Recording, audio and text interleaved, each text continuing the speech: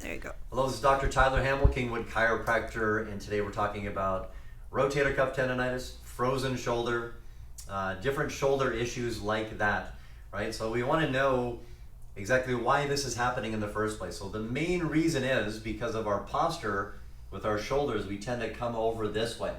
When we come over this way, we have a rotator cuff tendon here that gets impinged. You hear about impingement syndrome for a shoulder. Well, that's exactly what it is. So impingement syndrome is going to be a part of rotator cuff tendinitis, and it's going to be a part of frozen shoulder as well. Frozen shoulder, when the arm or the shoulder kind of gets stuck in here, a lot of the rotator cuff muscles in there, they stop working like they should. So frozen shoulder, you see people doing this and they can only get their arm up this high. And they use this muscle here to try to get it up a little bit higher. And that's the meaning of frozen shoulder. They can hardly move it. So things that make frozen shoulder or impingement worse is anything where your shoulder would be forward this way.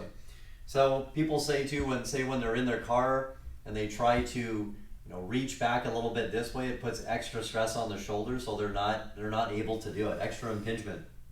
Also, when you're sleeping, if you have rotator cuff tendinitis or frozen shoulder, it will never get better as long as your arms are over your head here. So face down this way, you put extra impingement on an already impinged shoulder. Or if you're on your side, facing this way, same thing. When your arms start to go above your head, you're going to impinge that shoulder joint even more. So make sure, if you have frozen shoulder or rotator cuff tendinitis, that you're not sleeping on your stomach with arms overhead or side with arms overhead. That's an extra postural stress.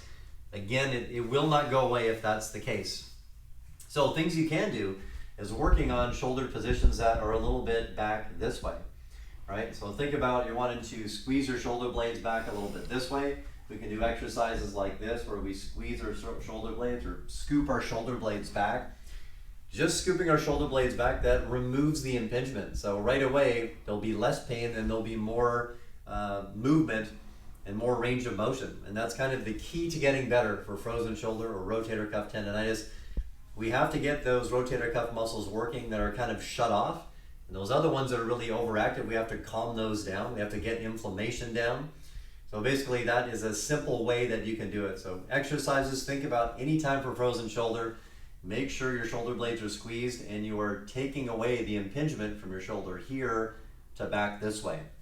If you have any questions about shoulder impingement or frozen shoulder, what to do, we see these patients all the time. It's a very common condition behind neck pain and back pain. Shoulder pain is right up there. If you learned something from this video, please share it.